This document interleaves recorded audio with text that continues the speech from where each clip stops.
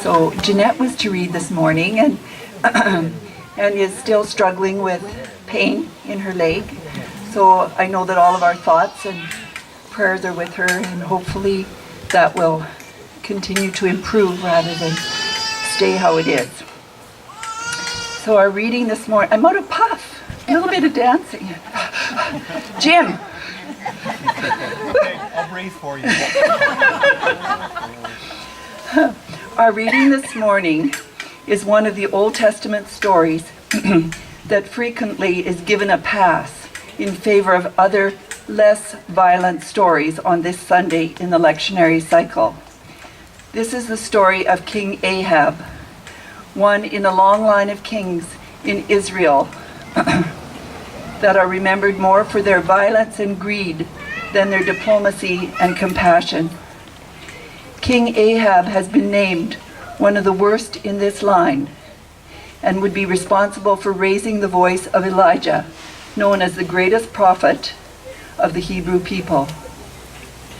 Ahab is also remembered for the evil nature of his wife and queen, Jezebel, which figures prominently in this passage today. But with all this in mind, it is a story which continues to be relevant in our world today. It is a story of gross injustice of one person over another that is rooted in greed. King Ahab covets Naboth's vineyard and through deception and violence ends up taking it for himself. Certainly a story of our time today. The irony of the story is that King Ahab, who thinks of having another man's property will make him happy, discovers that his life becomes worse, that his actions lead to more discontent, more guilt, and more anguish than he could have ever imagined. Reading from 1 Kings 21, verses 1 to 17. Naboth, the Jezreelite, had a vineyard in Jezreel, beside the palace of King Ahab of Samaria. And Ahab said to Naboth, "Give me your vineyard, so that I may have it for a vegetable garden, because it is near my house. I will give you a better vineyard for it.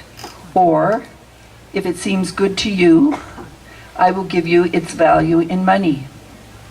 But Naboth said to Ahab, "God forbid that I should give up my ancestral inheritance."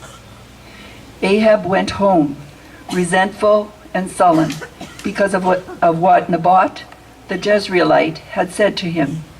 He lay down on his bed, turned away his face, and would not eat. His wife Jezebel came to him and said, "Why are you so depressed that you will not eat?" He said to her, "Because I spoke to Naboth and said to him, 'Give me your vineyard for money, or else, if you prefer, I will give you another vineyard for it.' But he answered, 'I will not give you my vineyard.' Jezebel said to him, 'Do you now govern Israel? Get up, eat some food, and be cheerful. I will give you the vineyard of Naboth, the Jezreelite.' So she wrote letters in Ahab's name and sealed them with his seal. She sent the letters to the elders and the nobles who lived with Naboth in his city. She wrote in the letters, 'Proclaim a fast and seat Naboth at the head of the assembly. Seat 2 scoundrels opposite him and have them bring a charge against him, saying, 'You have cursed God and the king.' Then take him out and stone him to death." The men of his city, the elders, and the nobles who lived in his city did as Jezebel had sent word to them.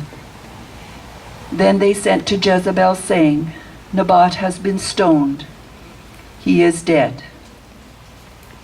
As soon as Jezebel heard that Naboth had been stoned and was dead, she said to Ahab, "Go, take possession of the vineyard of Naboth, which he refused to give you for money.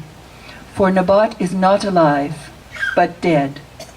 As soon as Ahab heard that Naboth was dead, he set out to go down to the vineyard to take possession of it. Hear what the Spirit is saying to the church.